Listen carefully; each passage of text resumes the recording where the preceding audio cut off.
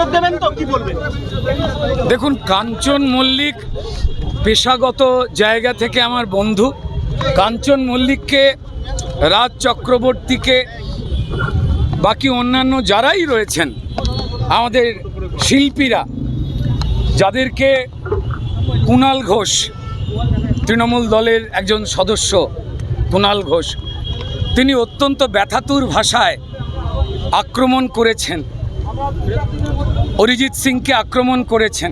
আমি আবার বলবো, আমার যারা শিল্পী বন্ধুরা রয়েছেন তাদের মুখ দিয়ে কড়া কথা বলানো হচ্ছে।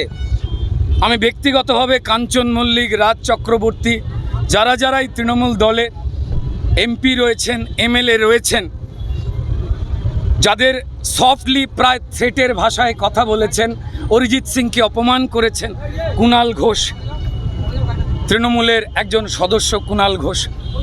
আমি আবার বলবো, আমার বন্ধুরা কেউ পাপের পক্ষে নয়, অন্যায়ের পক্ষে নয়, তারা মানবিকতার পক্ষে বলেই তাদের এই ধরনের প্রচ্ছন্ন হুমকির শিকার হতে হয়েছে। এবং সম্ভবত, আমি জানি না, কাঞ্চন মল্লিক, রাজ চক্রবর্তীকে যখন আমরা খেতে না পেয়ে স্ট্রাগল করতাম তখনের আমরা বন্ধু।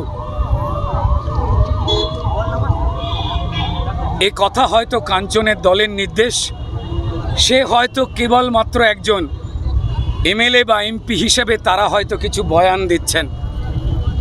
তারা এই বিভ্রান্তিমূলক প্রথম থেকেই সরকারি বয়ান, স্বাস্থ্য দপ্তর, পুলিশ দপ্তরের, আমি বিশ্বাস করি মানুষ যেটা বিশ্বাস করছে কাঞ্চন মল্লিক, রাজ চক্রবর্তীরাও সেটা বিশ্বাস করছে। কাঞ্চন মল্লিক, রাজ চক্রবর্তীরা, আমার যারা যে বন্ধুরাই আরও এমপি এমএলএ রয়েছে, তারা মানুষের পক্ষে রয়েছে, কিন্তু যেহেতু তারা শাসক দলের এমএলএ এবং এমপি, তাই রাজনৈতিক অসুবিধার জন্য তারা শাসক দলের হয়ে কথা বলছেন, কিন্তু তাদের হৃদয়ে মানুষের হয়ে কথা রয়েছে। আপনারা যেটা বললেন যে কাঞ্চন মল্লিক যে কথাটা বলছে একটু ধুমকির প্রায় শোনাচ্ছে, আমি বিশ্বাস করি না কাঞ্চন মল্লিক, রাজ চক্রবর্তী, জুন মালিয়া, বাকি যারাই রয়েছেন তৃণমূলে, তারা হৃদয়ের দিক থেকে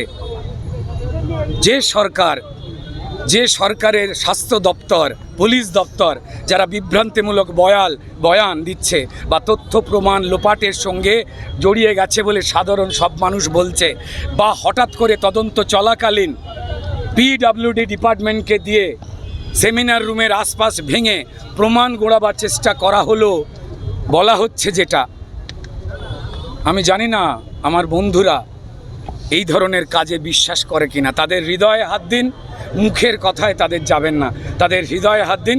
তারা পশ্চিমবঙ্গের জনগণের কথা বলছে, আমরা সবাই মিলে যা কথা বলছি, আমাদের মায়েরা, বোনেরা, তাদের পরিবার, তিলোত্তমার পরিবার যে কথা বলছে, তারা আসলে সেই কথাই বলতে চায়। বাধা তো তাকে হয়তো আছে। ধন্যবাদ।